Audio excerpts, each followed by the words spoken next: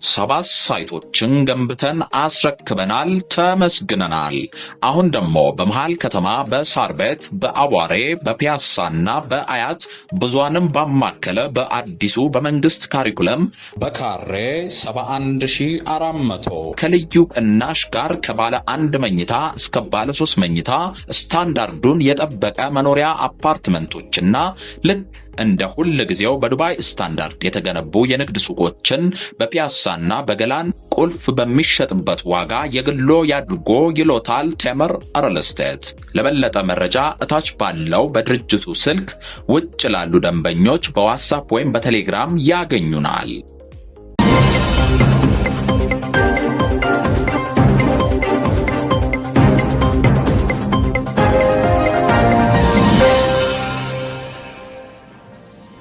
ጤና ይስጥልኝ ክቡራትና ክቡራን የዩቲዩብ ቻናል ቤተሰቦች የሰዓቱን አጫጭር መረጃዎች ይዤ ቀርብ ያለው እስከ ፍጻሜ አብራችሁን ቆዩ። ክቡራን አድማጮች በርከት ያሉ መረጃዎች ዩቲዩብ ላይ ሲጫኑ ቀድሞ ለእናንተም የማስታወቂያ መልእክት ወይም ኖቲፊኬሽን እንዲደርሷችሁ የዩቲዩብ ቻናሌን ሰብስክራይብ በማድረግ የደወል ምልክቷን መጫን አትዘንጉ። ወደ መረጃው አለፍኩ። በኢትዮጵያ የተከሰተው አዲሱ አነጋጋሪ በሽታ አሁንም አሳሳቢነቱ ቀጥሏል። ይህንን ተከትሎ የዓለም የጤና ድርጅት አስቸኳይ መግለጫ አውጥቷል። 300,000 የአሜሪካን ዶላር በሽታውን በአስቸኳይ ለመከላከል መመደቡን የዓለም ጤና ድርጅት አስታውቆ ባለሙያዎችና የሕክምና ቁሳቁሶችንም ወደ አካባቢው ማንቀሳቀሱንም ይፋ አድርጓል። በዝርዝር የማስደምጣችሁ ይሆናል ከዓለም የጤና ድርጅት የተሰማውን መግለጫ። በሌላ በኩል ኢትዮጵያዊ ሰራተኛን የደበደቡ 2 የውጭ ሀገር ዜጎች ከሀገር እንዲባረሩ መደረጉ ተዘግቧል። ከሰሞኑ በማህበራዊ ሚዲያም አንድ የውጭ ሀገር ዜጋ ኢትዮጵያዊ ሰራተኛ ሲደበድብ የሚያሳይ ቪዲዮ ከተለቀቀ በኋላ በርካቶችን አስቆጥቶ እንደነበር ይታወቃል። ጉዳዩን በተመለከተ የምታደምጡት ይኖራል። በሌላ በኩል ኢትዮጵያን በተመለከተ በተደጋጋሚ አሁንም ቅሬታ ከማቅረብ ወደ ኋላ ያለችው ግብጽ ወደ ኬንያው ፕሬዝዳንት ዊሊያም ሩቶ ደውላለች። የግብጽ ፕሬዝዳንት አብዱል ፈታህ አልሲሲ ለኬንያው ፕሬዝዳንት ዊሊያም ሩቶ ደውለው በኢትዮጵያ ጉዳይ ተነጋግረዋል። ለመሆኑ ምን አሉ? የምታደምጧቸው መረጃዎች ይኖራሉ። እስከ ፍጻሜው ቆዩ። ዝርዝር መረጃውን አድምጡ ግብዣዬ ነው። ወደ መረጃዎቹ አለፍኩ። አብረን እንከታተለው። በቅድሚያም በኢትዮጵያ የተከሰተውን አዲስ በሽታ አስመልክቶ የዓለም የጤና ድርጅት አስቸኳይ መግለጫ አወጣ። የዓለም የጤና ድርጅት በደቡብ ኢትዮጵያ ክልል ተከስቷል ለተባለው ለዚህ አዲስ በሽታ አፋጣኝ ምላሽ ለመስጠት 300,000 የአሜሪካን ዶላር ድጋፍ ማድረጉንም ይፋ አድርጓል። የዓለም የጤና ድርጅት ዋና ዳይሬክተር የሆኑት ዶክተር ቴዎድሮስ አዳኖም ማምሻውን ባወጡት አስቸኳይ መግለጫቸው እንዳሉት ከሆነ በደቡብ ኢትዮጵያ ክልል የተከሰተውን ቫይራል ሄሞራጂክ ፊቨር የተሰኘውን ህመም አፋጣኝ ድጋፍ ለመስጠት ከዓለም የጤና ድርጅት የአደጋ ጊዜ ፈንድ 300,000 የአሜሪካን ዶላር አስቸኳይ ድጋፍ አድርገናል ብለዋል። ዳይሬክተሩ የዓለም የጤና ድርጅት አስፈላጊ በሚሆንበት ጊዜ ሁሉ ድጋፉን ለማሳደግ ከፍተኛ ዝግጁነት አለው በማለት የገለጹ ሲሆን በመግለጫውም ድንበር ዘለል የሆኑ ስርጭቶችን ለመከላከል በኢትዮጵያና በደቡብ ሱዳን የሚገኙ የዓለም የጤና ድርጅት ቢሮዎችም በቅንጅት እየሰሩ ነው ሲሉ ገልጸዋል። የዓለም የጤና ድርጅት በሽታው ወደ ተቀሰቀሰበት አካባቢ ባለሙያዎችን ጨምሮ የተለያዩ መድኃኒቶችና ቁሳቁሶችንም በፍጥነት መላኩንም ዳይሬክተሩ አስታውቀዋል። ሄሞራጂክ ፊቨር የተሰኘው በደቡብ ኢትዮጵያ ክልል ጂንካ ከተማ ምንነቱ እስካሁን በመረጋገጥ ላይ ያለ ህመም መከሰቱን የጤና ሚኒስቴር በትናንት በስቲያ ማስታወቁ አይዘነጋም። በትናንትናው ዕለት ደግሞ በወጡት መረጃዎች 6 ሰዎች መሞታቸውን የሚያመለክቱ ዘገባዎች ወጥተዋል። እንደ ጤና ሚኒስቴር መረጃ ከሆነ በበሽታው እስካሁን 8 ሰዎች መጠርጠራቸውን ይገልጻል። ተጨማሪ ስርጭትን ለመግታትና ለመከላከል እንዲሁም ምንነቱን ለማወቅ የላቦራቶሪ ምርመራዎች እየተከናወኑ መሆናቸው ተገልጿል። በላቦራቶሪ ምርመራ ውጤቱና በምንነቱ ዙሪያ እስካሁኑ ሰዓት ድረስ የጤና ሚኒስቴርም ሆነ ከኢትዮጵያ ሕብረተሰብ ጤና ኢንስቲትዩት የተሰጠ ይፋዊ መግለጫ የለም።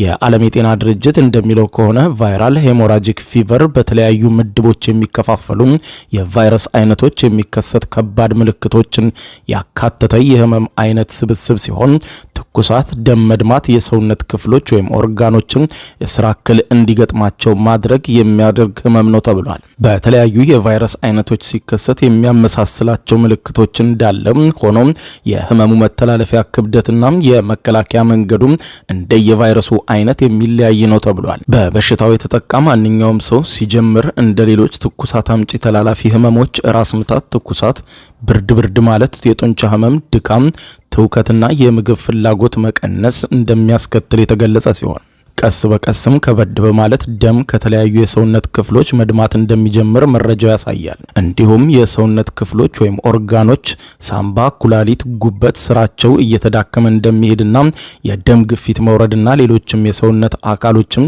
ጉዳትና ሞት ሊያስከትል እንደሚችል መረጃው ያመለክታል።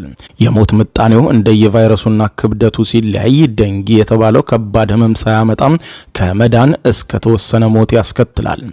ላሳ የተሰኘውና እስከ 20 በመቶ ሞት ሊያስከትል የሚችል ሲሆን እንዲሁም እነ ማርበርግ ቫይረስ ደግሞ እስከ 80 በመቶ ሞት ሊያስከትሉ እንደሚችሉ ተመዝግቧል። የዓለም የጤና ድርጅት እንደሚመክረው ከሆነ ከላይ የተጠቀሱት ምልክቶች ሲከሰቱም በቶሎ ወደ ጤና ተቋም መሄድ እንደሚያስፈልግ የሚገለጽ ሲሆን እነኚህ ህመሞች ሰውነት ላይ ያስከተሉትን ጉዳት በተለያዩ ምርመራዎች ይታያል። እንዲሁም ትክክለኛ መንስኤም በደም ወይም ሰውነት ፈሳሽ ናሙና ምርመራ መረጋገጥ አለበትም ተብሏል። የሕክምና እርዳታም በቶሎ ማድረግ ለማገገም እንዲሁም መተላለፍን ለመቀነስ እንደሚረዳም ተመዝግቧል።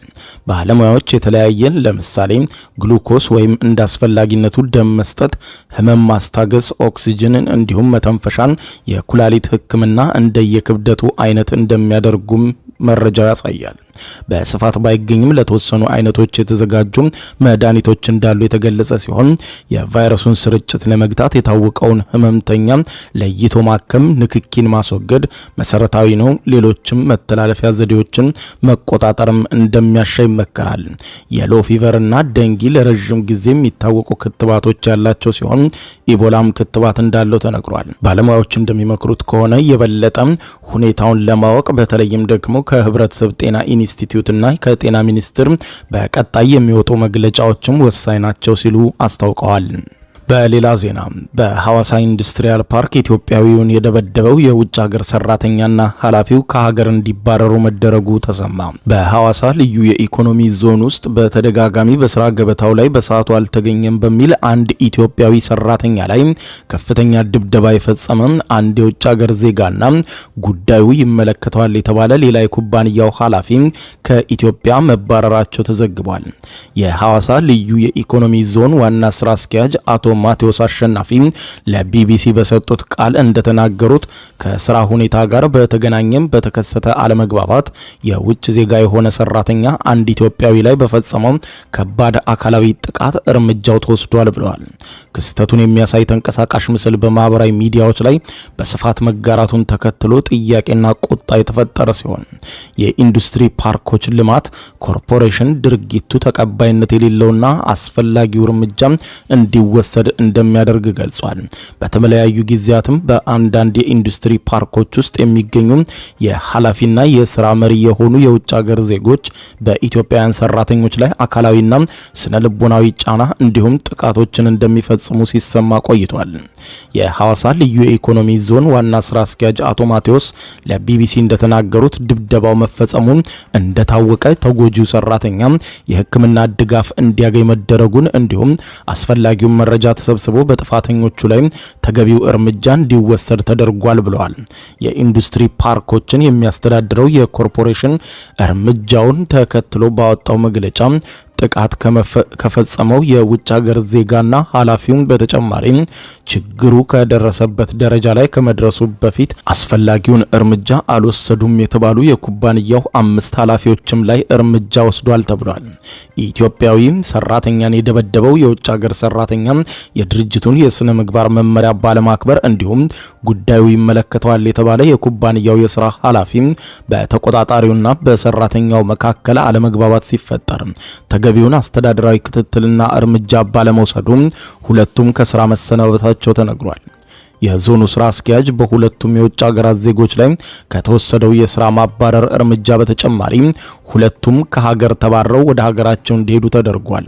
ለሁለቱ የውጭ ሀገራት ዜጎች ከሀገር መባረርና ለሌሎችም ኃላፊዎች መቀጣት ምክንያት የሆነው በግጭት የተፈጠረው በሐዋሳ ልዩ የኢኮኖሚ ዞን ውስጥ በሚገኘው ቶዮ ሶላር ኩባንያ ውስጥ መሆኑን ስራ አስኪያጁ ተናግረዋል።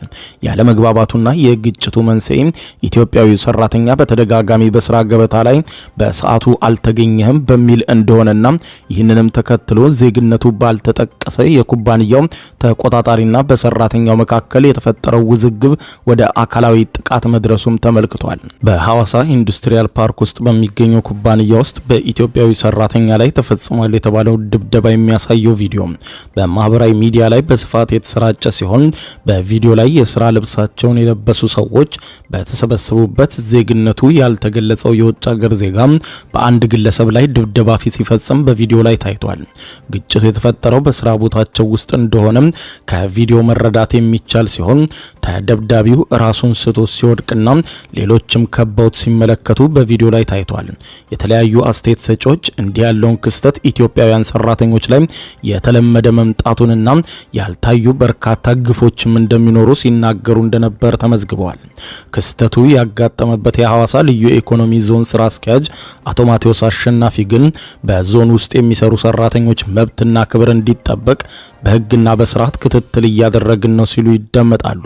በተፈጸመውን ድብደባ ተከትሎ በደረሳቸው ሪፖርት መሰረት በሁለቱም ላይ ከሀገር የማባረር እንዲሁም በሚመለከታቸው ሌሎች ላይ ደግሞ ተገቢ የሆነ እርምጃ መወሰዱንም ለአብነት ጠቅሰዋል። የኢንዱስትሪ ልማት ኮርፖሬሽን በበኩሉም የተፈጠረው አለመግባባት መፈታት የነበረበት የሰራተኞችን ሰብአዊ መብት በጠበቀ መልኩ በሕግና በድርጅቱ ፖሊሲ መሰረት መሆን ነበረበት በማለት ከዚሁ ክስተት ጋር በተያያዘ በ5 የኩባንያው ኃላፊዎች ላይ እርምጃ መውሰዱንም ገልጿል። ተጨማሪ 3 ኃላፊነታቸውን በአግባቡ አልተወጡም የተባሉ ስራ አስኪያጆች ከባድ የጽሁፍ ማስጠንቀቂያ እንደተሰጣቸው ኮርፖሬሽኑ ጠቅሷል። የኢንዱስትሪ ልማት ኮርፖሬሽን ቀደም ሲል አውጥቶት በነበረው መግለጫ ላይም የተፈጠረውን ድርጊት አውግዞ ድብደባ የደረሰበት ኢትዮጵያዊ ሰራተኛ እንደታከመና መልካም ጤንነት ላይ እንደሚገኝም ገልጿል። በሌላ ዜና የግብፁ ፕሬዝዳንት ለኬንያው ፕሬዝዳንት ደውለው በኢትዮጵያ ላይ ስሞታ ማቅረባቸው ተዘገበ። የግብፁ ፕሬዝዳንት አብዱል ፈታህ አልሲሲ ወደ ኬንያ ስልክ በመደወል ከኬንያው ፕሬዝዳንት ዊሊያም ሩቶ ጋር በኢትዮጵያ ጉዳይ መነጋገራቸውን ኢጂፕት ቱዴይ መዘገቡ ተነቧል። ኢጂፕት ቱዴይ የተሰኘው መገናኛ ብዙሃን በዘገባው እንዳስነበበው አልሲሲ በዚህ ወቅት በአባይ ተፋሰስ ሀገራት ውስጥ የሚደረጉ የልማት ጥረቶችንና ፕሮጀክቶችን ሀገራቸው እንደምትደግፍ ገልጸው ከዚህ ጋር አያይዘው ግብጽ በውሃ ፍላጎቷ ላይ ማናቸውንም ጉዳቶች እንዲደርስ የማትፈልግ መሆኑን አስታውቀው ኢትዮጵያ የወሰደችውን የተናጠል እርምጃ ግን እንቃወማለን ሲሉ ለኬንያው ፕሬዝዳንት መናገራቸው ተነግሯል። ፕሬዝዳንት ዊሊያም ሩቶ በበኩላቸው ሀገራቸው በአባይ ተፋሰስ ሀገራት መካከል ትብብርና ኢኮኖሚያዊ ውህደት እንዲፈጠር ፍላጎት እንዳላት አረጋግጠው ይህም የማንኛውም ሀገርን ጥቅም እንዳይጎዳ ማረጋገጫ የሚሰጥ ነው ብለውታል። ግብጽ በኬንያ ውስጥ በተለያዩ የልማት ዘርፎች ላይ እያደረገች ላለው ድጋፍ አድናቆት እንዳላት መናገራቸውን ዘገባው አስረድቷል። ይህ በእንዲህ እንዳለ ኢትዮጵያ በ5 ቢሊዮን የአሜሪካን ዶላር ያስገነባቸው ታላቁ የህዳሴ ግድብን በምታስመርቅበት ወቅት በክብር እንግድነት ከተገኙ የአፍሪካ ሀገራት ፕሬዝዳንቶች መካከል ዊሊያም ሩቶ ዋነኛ መሆናቸው አይዘነጋም። ክቡራን አድማጮች ለሰዓቱ ብታደምጧቸው መልካም ናቸው ያልኳቸው አጫጭር መረጃዎች የሰማችኋቸው ናቸው። ከሰዓታት በኋላ በሌላ መረጃ ተመልሰን እስከምንገናኝ በያለንበት የዓለም ዳር ቸር እንቆይ።